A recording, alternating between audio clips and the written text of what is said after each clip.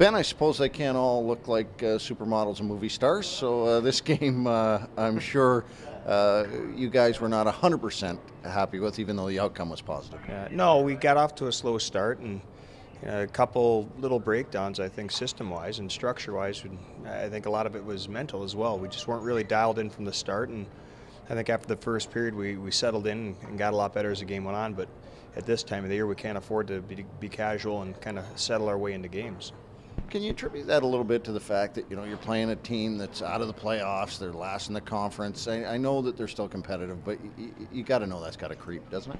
Well, anytime you're playing a team that those guys have a lot of pride and those guys compete and work hard, and that was one of our focus points, was don't underestimate that team. They're playing for jobs for next year. They're playing for their own self-pride and playing to try and impress their coach and their scouts for maybe even contracts for next year. So, desperate teams are dangerous teams, and they have nothing to lose. So sometimes when you're playing against those teams, it's really tough.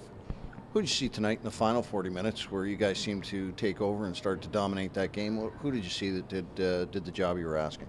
Well, I think our D started to get back in pucks quicker. I think all of them used the middle of the ice a lot better, and then I think our forwards just in general made better decisions getting the puck deep behind their D, and we had success when we were grinding it out down low. It wasn't pretty tic-tac-toe plays tonight, and a couple breakdowns on their part led to a couple odd man rushes and just shooting the puck, getting pucks to the net and getting traffic to the net.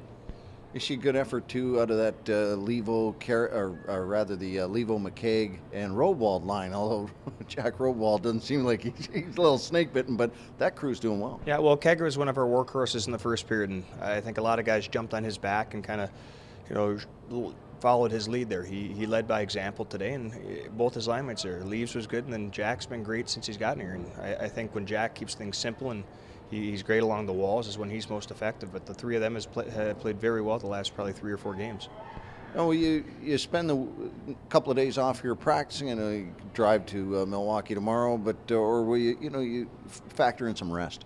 Yeah, well, we talk about rest being a weapon, and at this time of the year, it's a huge factor. We have to take advantage of the time off that we do have. We don't play again until Friday, and looking at the schedule, playing Friday, Saturday, Sunday, it's 3 games in 3 nights, but we have to take it one game at a time. So the biggest game of the year is Friday.